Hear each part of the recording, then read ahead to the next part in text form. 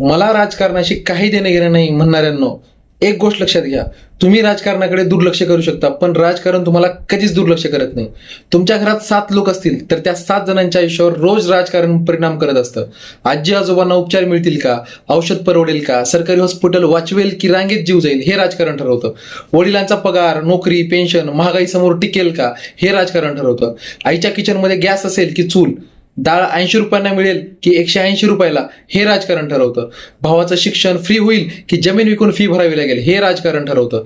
बहीण सुरक्षित हॉस्पिटलमध्ये डिलिव्हरी होईल की बेड ॲम्ब्युलन्स अभावामुळे जीव धोक्यात येईल, हे राजकारण ठरवतं.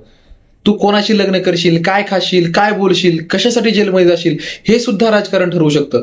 तुझ्या लेकरांना स्वच्छ पाणी मिळेल का, रस्ते असतील का, पेट्रोल परवडेल का, कमाई पुरेल का, हे सगळं राजकारण ठरवत असतं. म्हणून मला राजकारणाशी काही देणं घेणं नाही हे वाक्य नाही, तर ते स्वतःच्या आयुष्याला इग्नोर करणं आहे. तुमच्याजवळ पण असा कोणी असेल तर त्याला हा व्हिडिओ नक्की पाठवा आणि कमेंटमध्ये सांगा राजकारणाचा सर्वात मोठा इम्पॅक्ट तुमच्या आयुष्यात तुम्हाला कुठे जाणवतो. जय हिंद, जय भारत.